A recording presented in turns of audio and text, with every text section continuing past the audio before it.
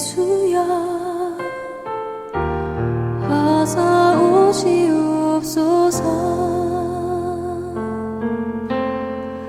땅의 모든 끝 모든 족속 주를 찬송하게 하소서.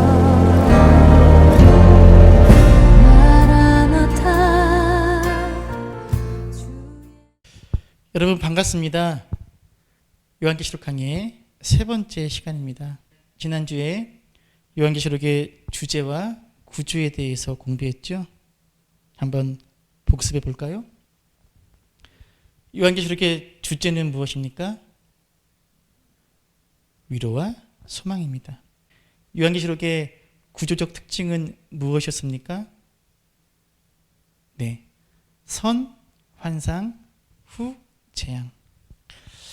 오늘은 요한계시록 1장을 강의하며 말씀의 은혜를 함께 나누고자 합니다. 요한계시록 1장은 요한계시록 전체에 대한 조감도라고 할 수 있습니다. 조감도. 한자의 의미대로 새가 하늘에서 내려다보듯이 전체적인 구조나 형태를 표현하는 지도 또는 그림을 의미합니다. 이런 아파트 조감도나 또는 더 넓게 보는 혁신도시 조감도와 같이 새가 하늘에서 내려다보듯 이 조감도는 전체적인 구조나 형태를 파악하는 데 도움을 줍니다. 요한계시록 1장도 마찬가지입니다. 요한계시록 1장은 요한계시록 전체를 한눈에 내려다볼 수 있게 하는 조감도의 역할을 하는 장입니다. 한마디로 요한계시록 1장은 요한계시록 전체를 어떤 시각과 관점으로 바라보아야 할지를 제시해 주는 장입니다. 그것이 무엇인지는 1강이 끝날 때쯤엔 알게 될 것입니다. 먼저 요한계시록 1장의 내용부터 살펴보도록 하겠습니다. 요한계시록 1장은 크게 세 부분으로 나눌 수 있습니다. 1절에서 3절까지의 서원, 4절에서 8절까지의 인사말과 찬양, 그리고 9절에서 20절까지의 요한이 본 첫 번째 환상입니다. 먼저 1절에서 3절까지 즉 서원의 내용을 살펴보겠습니다. 1절을 읽겠습니다. 예수 그리스도의 계시라 인 하나님이 그에게 주사 반드시 속히 일어날 일들을 그 종들에게 보이시려고 그의 천사를 그 종 요한에게 보내어 알게 하신 것이라. 여러분, 가장 먼저 눈에 확 들어오는 구절이 있죠. 예수 그리스도의 계시라. 요한계시록의 가장 처음 구절인 예수 그리스도의 계시라라는 이 구절은 두 가지 의미를 우리에게 알려줍니다. 첫째, 요한계시록은 예수 그리스도께서 주신 것이다. 둘째, 요한계시록은 예수 그리스도에 대한 것이다. 한마디로 요한계시록의 주인공은 예수님이시다라는 겁니다. 그래서 요한계시록을 깊이 이해하면 이해할수록 예수 그리스도께 더 가까이 나아가게 됩니다. 요한계시록을 더 알면 알수록 예수 그리스도를 바라보게 됩니다. 요한계시록을 공부하면 할수록 예수 그리스도를 닮아가게 됩니다. 그런데 이단들은 엉뚱하게도 예수 그리스도에게서 멀어지게 합니다. 이단들은 예수님이 아닌 다른 것들을 바라보게 합니다. 그렇지 않습니다. 요한계시록은 예수님께서 주신 것이고 예수님에 대한 것입니다. 이것을 요한계시록의 첫 번째 구절이 선포하고 있습니다. 꼭 기억하십시오. 요한계시록은 예수 그리스도에 대한 책입니다. 이제 2절을 읽어보겠습니다. 요한은 하나님의 말씀과 예수 그리스도의 증거 곧 자기가 본 것을 다 증언하였느니라. 2절에서 이 편지를 쓰고 있는 사람, 즉 발신인이 자신이 누구인지를 이야기하고 있습니다. 바로 요한입니다. 이 요한은 예수님의 제자였던 야고보의 형제 요한, 사도 요한으로 추측이 됩니다. 어떤 이들은 요한이 자신을 소개하면서 사도라는 표현을 쓰지 않고 있기 때문에 이 요한이 그 요한이 아니지 않느냐라고 주장하기도 합니다.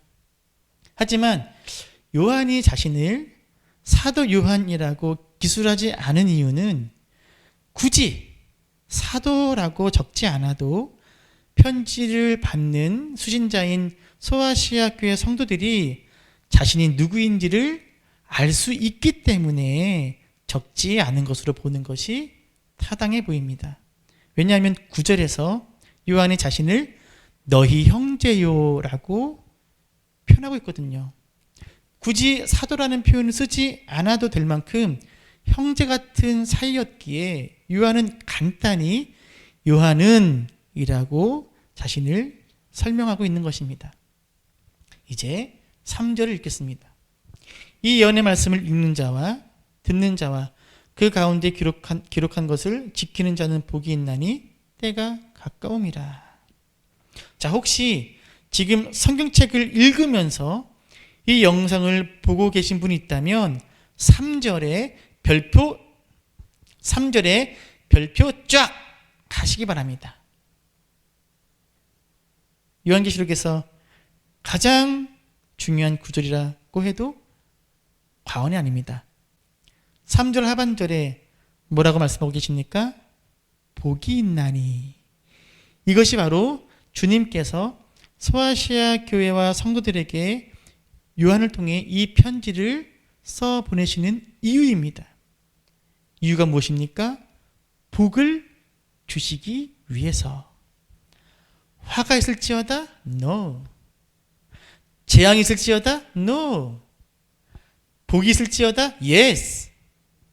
화나 재앙이 아니라 복을 주시기 위해서 쓰여진 편지가 요한계시록입니다. 그래서 제가 누누이 말씀드렸듯이 이 요한계시록을 읽는 사람의 마음에는 두려움이 아니라 기쁨이 가득해야 합니다. 왜요? 복을 주려고 써주신 편지니까요. 아니, 복을 주려고 쓰신 편지를 읽을 때 왜 두렵습니까? 기뻐야죠. 성도 여러분, 이 3절의 말씀을 꼭 기억하시기 바랍니다. 요한계시록은 무엇을 주기 위해 쓰여진 편지다? 복. 그런데 그저 읽기만 한다고 또는 듣기만 한다고 복을 받는 것은 아닙니다. 요한은 어떤 자들에게 복이 있다고 말하고 있습니까? 이 예언의 말씀을 읽는 자와 듣는 자와 그 가운데 기록한 것을 지키는 자. 그렇습니다.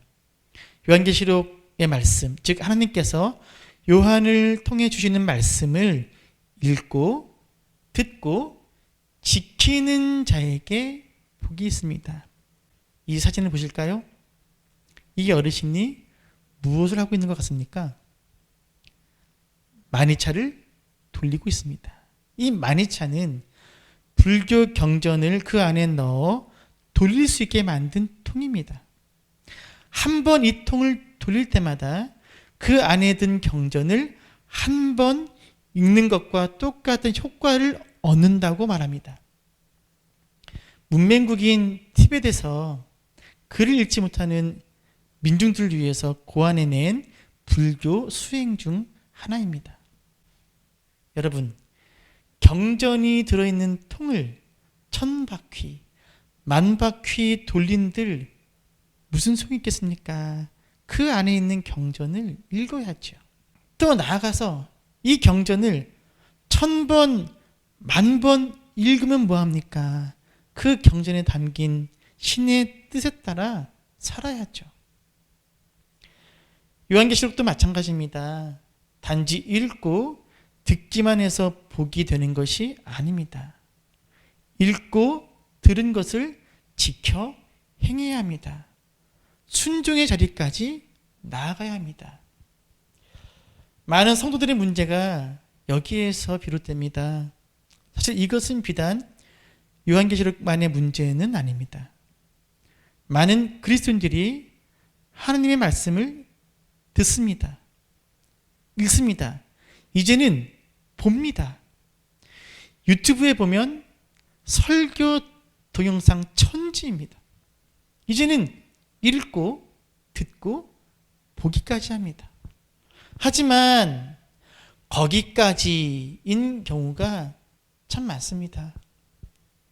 읽고 들은 말씀을 지키는 데까지, 행하여 순종하여 지키는 데까지 나아가야 하는데 읽고 듣는 것에서 멈추는 경우가 참 많습니다. 아닙니다. 지켜야 합니다.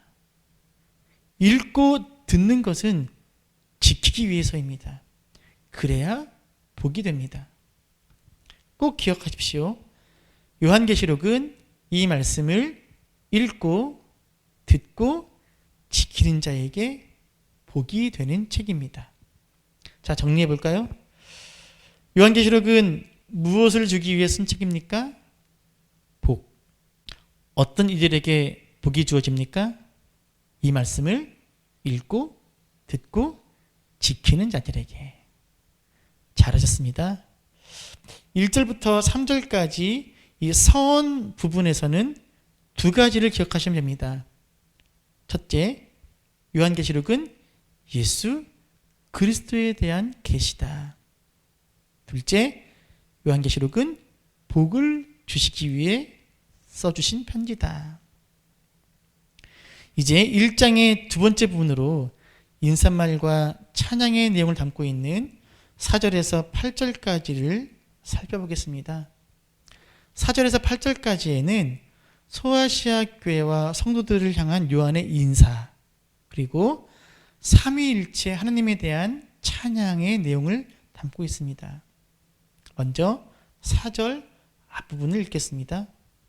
요한은 아시아에 있는 7교회에 편지하노니. 요한은 자신의 이름을 다시 밝히고 있습니다. 그리고 이제는 이 편지의 수신자들이 누구인지를 이야기합니다. 아시아에 있는 7교회입니다. 뒤에 이름들이 다 나오죠. 에베소, 스모나, 버가모, 두아디라, 사대, 빌라델비아, 그리고 라오디게아 교회입니다. 그런데 여기서 궁금한 점이 하나 생기게 됩니다. 요한은 그냥 아시아라고 했는데 우리는 왜 소아시아 7교회라고 부르는 걸까요? 성경을 보다 보면 아시아를 가리키는 구절이 종종 나옵니다. 그런데 여기서 아시아는 우리나라가 속해 있는 극동아시아가 아닙니다. 이단들은 종종 성경에서 말하는 아시아가 한국이 속해 있는 극동아시아라고 이야기하면서 한국에서 메시아 또는 재림주가 나온다고 억지 주장을 합니다. 하지만 성경에서 말하는 아시아는 지금의 터키가 위치한 곳으로 고대 시대에는 아나톨리아라고 불리던 지역입니다. 그런데 고대 로마에서 이 지역을 아시아 마이너라고 불렀습니다. 마이너, 작은. 그런데 성경을 번역하는 사람들이 이 소아시아를 아시아로 번역하면서 이런 혼동이 생긴 겁니다.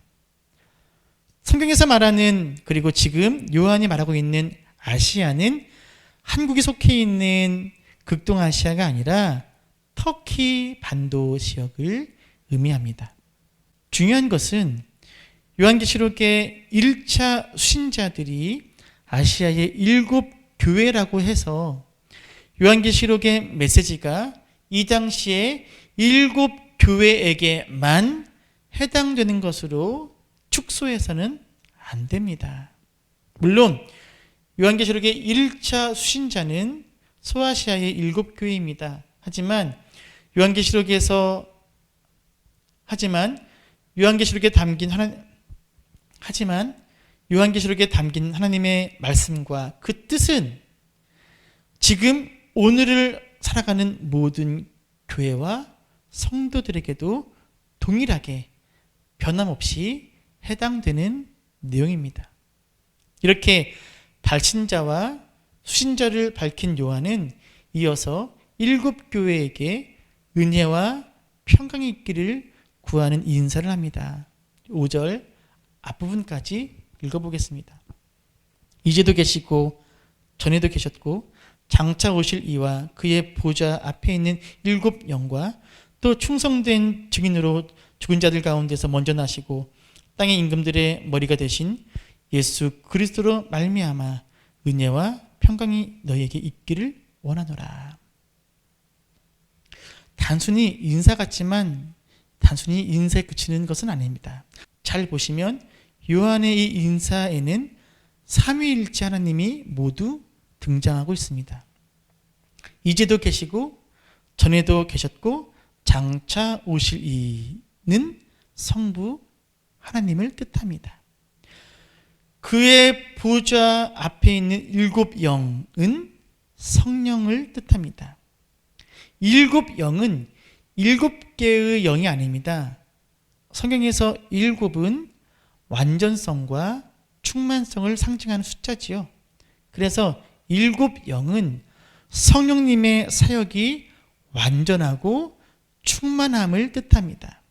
그리고 7영이 하나님의 보좌 앞에 있다는 것은 성령님께서 하나님의 임재와 통치 사역을 수행하고 계심을 뜻하는 표현입니다. 그리고 충성된 증인으로 죽은 자들 가운데서 먼저 나시고 땅의 임금들의 머리가 되신 이는 바로 예수 그리스도입니다. 세 분이 다 나오죠. 그래서 이 구절은 이렇게 줄일 수 있습니다. 성부 하나님과 성령님과 예수 그리스도로 말미암아 은혜와 평강이 너희에게 있기를 원하노라. 보이시죠? 요한은 삼위일체 하나님에 근거한 은혜와 평강의 인사를 전하고 있습니다. 요한의 이 인사가 굉장히 중요합니다.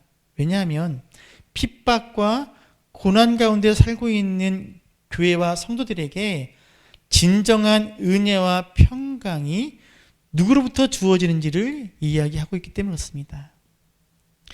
핍박과 고난 가운데 살고 있는 성도들에게 진정한 은혜와 평강은 로마 황제를 나의 주라고 고백하고 그 신상 앞에 엎드려 절하고 내 믿음을 타협해서 얻어지는 것이 아니라 진정한 은혜와 평강은 삼위일체 하나님께로부터 주어지는 것임을 지금 요한은 말하고 있는 것입니다. 이것이 요한이 전하고 있는 은혜와 평강의 인사에 담긴 깊은 뜻입니다. 이렇게 요한은 소아시아 교회와 성도들에게 삼위일체 하나님께로부터 주어지는 은혜와 평강을 구하며 인사를 전한 후 이어서 5절 하반절부터 6절까지는 예수 그리스도를 찬양하고 있습니다. 읽겠습니다. 우리를 사랑하사 그의 피로 우리 죄에서 우리를 해방하시고 그의 아버지 하나님을 위하여 우리를 나라와 제사장으로 삼으신 그에게 영광과 능력이 세세토록 있기를 원하노라. 아멘. 요한은 이 구절에서 예수님께서 행하신 일에 대해 찬양하고 있습니다. 요한이 찬양하고 있는 예수 그리스도께서 우리를 위해서 행하신 일은 두 가지입니다. 첫째, 우리를 죄에서 해방시키셨습니다. 둘째, 우리를 나라와 제사장으로 삼으셨습니다. 이 구절이 갖는 의미 역시 중요합니다. 왜입니까? 지금 요한은 예수님의 능력과 영광을 찬양합니다. 그런데 당시 세상은 로마 황제의 능력과 영광을 찬양하라고 강요합니다. 그것이 황제 숭배입니다. 그래서 내가 로마 황제를 나의 주라고 고백하고 그 신상 앞에서 절한다는 것은 결국 로마 황제가 영광과 찬양받기에 합당한 존재임을 인정하는 것이 됩니다. 하지만 요한은 아니라고 말합니다. 영광과 찬양받기에 합당한 분은 로마 황제가 아니라 예수 그리스도이심을 선포하고 있는 것입니다. 이렇게 예수님의 영광과 능력을 찬양한 요한은 이제 예수 그리스도의 재림을 소망합니다. 7절과 8절을 읽겠습니다. 볼지어다 그가 구름을 타고 오시리라. 각 사람의 눈이 그를 보겠고 그를 찌른 자들도 볼 것이요 땅에 있는 모든 족속이 그로 말미암아 애곡하리니 그러하리라. 아멘. 주 하나님이 이르시되 나는 알파와 오메가라. 이제도 있고 전에도 있었고 장차 올 자요 전능한 자라 하시더라. 이 부분은 간략히 넘어가겠습니다.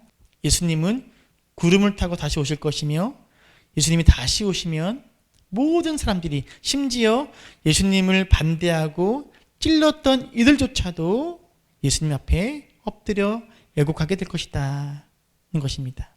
이렇게 인사말과 찬양을 전한 요한은 이제 자신이 본 첫 번째 환상을 9절부터 20절까지 길게 묘사하고 있습니다. 여러분, 제가 질문 하나 할 테니까 맞춰보세요. 요한계시록 안에는 수많은 환상이 있습니다. 그러면 그 수많은 환상 가운데 가장 중요한 환상은 무엇일까요? 그렇습니다. 정답은 가장 첫 번째 본 환상입니다. 첫 번째 환상이 다른 모든 환상의 성격과 내용과 방향을 규정합니다. 분명히 말씀드리자면 요한이 본 첫 번째 환상은 요한계시록에 등장하는 환상들 가운데 가장 먼저 나온 환상이며 가장 중요한 환상입니다. 결론부터 미리 말씀드리자면 요한이 가장 처음으로 본 환상은 오른손에 7별을 붙잡고 계신 예수님에 대한 환상입니다. 9절부터 읽겠습니다. 나 요한은 너희 형제요 예수의 환난과 나라와 참음에 동참하는 자라. 하나님의 말씀과 예수를 증언하였으므로 말미암아 밤모라 하는 섬에 있었더니. 요한은 지금 자신이 처한 처지에 대해 설명하고 있습니다. 그런데 요한이 처한 처지와 편지의 수신자인 소아시아 교회 성도들의 처지가 비슷합니다. 요한이 편지를 기록할 당시 소아시아 교회 성도들은 로마 제국의 핍박 아래 추방, 투옥, 배척, 사형, 중상모략, 가난, 폭력, 착취 등으로 고난 가운데 있었습니다. 그리고 이들에게 편지를 쓰고 있는 요한도 마찬가지입니다. 요한 역시 지금 고난 가운데 있습니다. 요한은 이 편지를 기록할 때 밤모라는 섬에 유배된 상태에 있었습니다. 많은 학자들은 요한이 주후 95년경에 로마 황제 도미티안이 통치하던 시기에 종교적 핍박으로 밤모라는 섬에 잡혀갔다고 말합니다. 즉 요한은 주님을 위하여 사역하며 헌신하다가 지금 모진 고난을 당하고 있는 것입니다. 동병상련이라고 할까요? 요한이나 소아시아 교회 성도들이나 고난이라는 같은 처지에 놓여 있습니다. 이렇게 자신의 처지를 이야기한 요한은 11절에서 7교회 이름을 소개한 후에 12절부터 자신이 본 첫 번째 환상에 대해 묘사합니다. 이 환상은 예수 그리스도의 모습을 묘사하고 있는 환상입니다. 12절부터 읽겠습니다. 몸을 돌이켜 나에게 말하는 음성을 알아보려고 돌이킬 때에 7 금촛대를 보았는데 촛대 사이에 인자 같은 이가 발에 끌리는 옷을 입고 가슴에 금띠를 띠고 그의 머리와 털의 희기가 흰 양털 같고 눈 같으며 그의 눈은 불꽃 같고 그의 발은 풀무불에 단련한 빛난 주석 같고 그의 음성은 많은 물소리와 같으며 그의 오른손에 7별이 있고 그의 입에서 좌우에 날선검이 나오고 그 얼굴은 해가 힘있게 비치는 것 같더라. 이 구절에는 예수님의 모습을 7가지로 묘사하고 있습니다. 발에 끌리는 옷과 가슴에 금띠는 대제사장의 모습을 보여줍니다. 양털같이 하얀 머리털은 다니엘 7장 9절에서 묘사하고 있는 하나님의 모습입니다. 즉 예수 그리스도가 하나님과 같은 본체이심을 상징합니다. 불꽃 같은 눈은 신적인 통찰력을 뜻하고요. 단련된 주석 같은 발은 강렬한 불을 이겨내고 빛을 발하는 순결한 그리스도의 영광과 능력을 상징합니다. 많은 물소리 같은 음성은 에스겔 43장 2절에서 이야기하고 있는 하나님의 음성을 이야기하는데, 즉 이 많은 물소리 같은 음성은 예수님의 음성이 크고 두려운 하나님의 음성임을 상징합니다. 날선 검이 나오는 입, 이것은 입의 막대기로 세상을 치며 그의 입술의 기운으로 악인을 줄 것이라는 이사야의 예언에서 온 것으로 심판을 선언하는 권세를 상징합니다. 해처럼 빛나는 얼굴은 하나님의 영광을 뜻합니다. 1500년대에 듀러라는 화가가 판화의 그림으로 요한이 환상 가운데 보니 예수님의 모습을 그린 그림이 있습니다. 한번 보실까요? 물론 요한이 본 환상이 이 그림과 똑같지는 않았을 것입니다. 환상은 상징이니까요. 하지만 이 그림이 보여주고 있는 느낌만큼 환상 속 예수님의 모습은 굉장히 웅장하고 압도적임을 우리가 느낄 수 있습니다. 그런데 요한이 본 예수님에 대한 환상 가운데 정말 중요한 것이 있습니다. 그것은 이런 7가지 모습을 하고 계신 예수님께서 지금 무엇을 하고 계시느냐입니다. 첫째, 예수님은 7 촛대 사이를 다니고 계십니다. 7 촛대 사이를 다니시는 이 7 촛대는 7 교회를 의미하지요. 예수님께서 7 촛대 사이를 다니신다는 것은 예수님께서 교회와 함께 하시며 교회를 다스리고 계신다는 뜻입니다. 즉 교회와 함께 계시는 예수 그리스도를 의미합니다. 극심한 환난 가운데 교회가 홀로 내버려진 것이 아니라 그 교회와 함께 하시는 임마누엘 예수님의 모습을 지금 보여주고 있습니다. 두 번째로 예수님은 7별을 오른손에 들고 계십니다. 7별을 들고 있는 오른손. 7별은 7교회의 사자를 의미합니다. 여기서 사자의 의미가 무엇인지에 대해서는 여러 가지 해석이 있습니다. 천사로 해석하기도 하고 교회의 감독자 또는 목회자로 해석하기도 합니다. 저는 개인적으로 요한계시록 전체의 주제와 문맥을 고려할 때 이 사자는 교회의 목회자 또는 지도자를 포함하는 성도로 해석하고 싶습니다. 예수님께서 7별을 오른손에 들고 계시는 모습은 교회의 성도들을 오른손으로 붙잡고 계심을 보여줍니다. 이렇게 예수님의 모습을 묘사한 요한은 이제 환상 속 예수님의 음성을 통해 예수님이 어떤 분이신지에 대해서 이야기합니다. 17절과 18절입니다. 내가 볼 때 그의 발 앞에 엎드려져 죽은 자 같이 되매 그가 오른손을 내게 얹고 이르시되 두려워하지 말라. 나는 처음이요 마지막이니 곧 살아있는 자라. 내가 전에 죽었었노라. 볼지어다 이제 세세토록 살아있어 사망과 음부의 열쇠를 가졌노니. 환상 속 예수님은 예수님 자신에 대해서 두 가지를 말씀하십니다. 첫째, 내가 전에 죽었노라. 예수님의 이 말씀은 예수님께서 십자가 위에서 죽으셨던 대속적 죽음을 의미합니다. 예수님께서 요한에게 내가 전에 죽었노라 라고 말씀하신 의미는 이렇습니다. 사랑하는 요한아, 지금 힘들지? 사랑하는 소아시아 성도들아, 너희도 지금 많이 힘들지?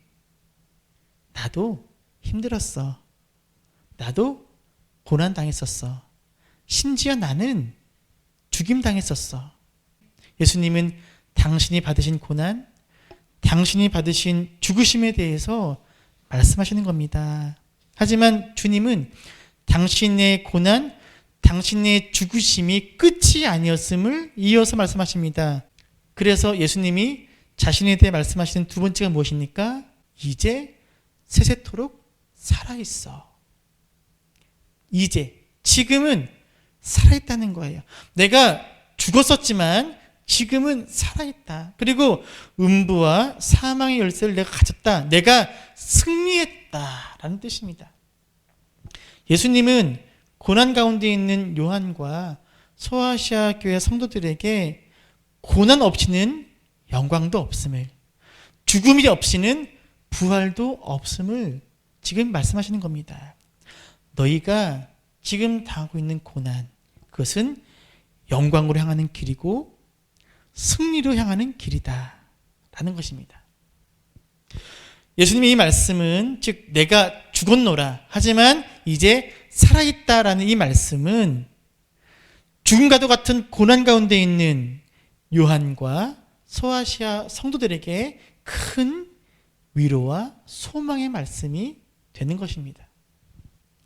이렇게 예수님의 음성을 통해 고난을 통해 얻는 영광, 죽음을 통해 얻는 승리에 대해 이야기한 요한은 마지막 예수님의 음성을 통해 다시 한번 위에서 언급한 내용을 강조합니다. 여기가 중요합니다. 19절, 20절입니다. 그러므로 내가 본 것과 지금 있는 일과 장차 될 일을 기록하라. 내가 본 것은 내 오른손의 7별의 비밀과 또 7 금촛대라. 7별은 7교회의 사자요 7 촛대는 7 교회니라. 내 오른손의 7별의 비밀과 7 금촛대. 예수님은 7별의 비밀과 7 금촛대가 무엇을 상징하는지 직접 친히 말씀하십니다. 7별은 7교회의 사자, 7 촛대는 7 교회. 여기서 가장 중요한 것은 예수님께서 오른손으로 7별을 붙잡고 계신다는 것입니다. 내 오른손에 7별의 비밀. 여기서 비밀이라는 표현을 이단들이 참 좋아합니다. 사실 이 비밀이란 단어는 궁극적인 결과 또는 모습을 의미합니다. 이 7별이 결국 어떻게 될 것인가? 이 7별의 궁극적인 마지막 모습은 무엇인가? 라는 뜻입니다. 7별이 주님의 손에 붙들려 있다는 것은 결국 이 7별의 비밀, 즉 7별의 끝이 무엇인지를 사실은 보여주고 있습니다. 이미 비밀이 무엇인지를 알려주고 있습니다. 그래서 이 비밀이란 단어를 떼어놓고 보는 것이 이 말씀의 의미를 이해하는 데 더 도움이 됩니다. 그렇다고 이 비밀이 중요하지 않다는 것이 아닙니다. 오해하시면 안 됩니다. 보다 쉽게 이해하기 위해서 이 비밀의 의미를 깊이 이해하는 것을 잠깐 보류해 두자는 것입니다. 이 구절의 핵심은 주님의 오른손에 붙들린 7별입니다. 아까 7별이 무엇을 의미한다고 했죠? 천사 또는 목회자나 지도자. 저는 이 7별을 교회의 지도자를 포함하는 성도들로 해석한다고 말씀드렸습니다. 그래서 내 오른손에 7별이라는 구절은 이런 뜻입니다. 예수님께서 오른손으로 교회와 성도들을 붙잡고 계신다. 성도 여러분, 예수님께서 그 강력한 오른손으로 교회와 성도들을 붙들고 계시는 이 모습이 요한이 본 첫 번째 환상입니다. 한마디로 표현하면 주님이 교회와 성도들을 다스리고 계신다는 겁니다. 부활하신 주님의 오른손이 교회를 붙들고 계신다. 그러므로 음부의 권세가 교회를 이길 수 없다. 교회는 반드시 승리할 것이다. 라는 메시지를 예수님의 환상이 보여주고 있는 것입니다. 그리고 교회와 성도의 승리가 결국은 이 일곱 별의 비밀입니다. 성도 여러분, 고난 가운데 있는 교회와 성도들에게 주님은 말씀하십니다. 예수 그리스도께서 여전히 교회와 성도들을 통치하고 계시고 능력으로 보살피고 계신다고 말입니다. 이것을 한마디로 표현하면 이렇습니다. 따라합시다. 고난은 있어도 절망은 없다.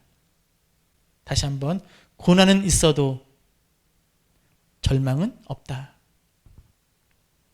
이것이 1장의 주제이며 나아가 요한계시록 전체의 주제라고 할 수 있습니다.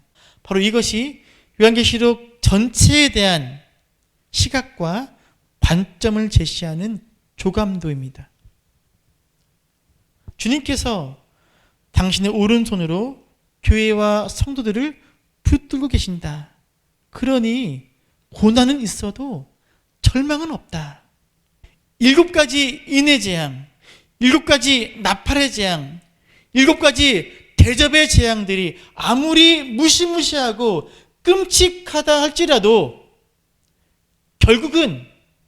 결론은 주님의 오른손이 교회와 성도들을 붙들고 붙잡고 계신다. 그러므로 고난은 있어도 절망은 없다. 자, 이제 오늘 배운 내용을 정리해 보겠습니다. 요한계시록 1장의 내용 중에서 꼭 기억해야 할 것은 3가지입니다. 첫째, 요한계시록은 누구에 대한 책입니까? 그렇습니다. 예수 그리스도에 대한 책입니다. 둘째, 요한계시록을 써 보내신 이유가 무엇입니까? 그렇습니다.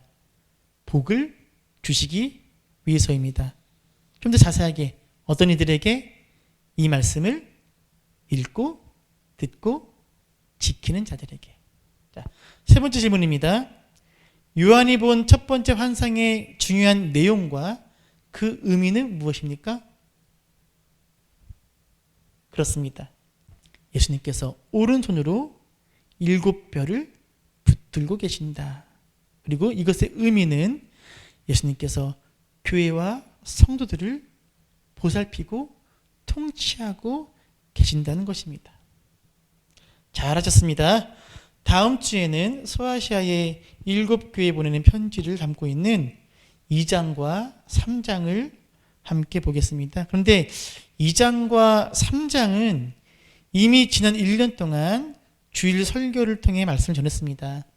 그래서 다음 주에는 7교회에 대한 가장 중요한 내용만, 엑기스만 전하도록 하겠습니다. 그래서 이 소아시아 7교회에 보낸 편지에 대해서 보다 자세히 알고 싶은 분들은 옥정 섬락교회 유튜브에 올려져 있는 설교 동영상들을 보시면 조금이나마 도움이 되실 겁니다.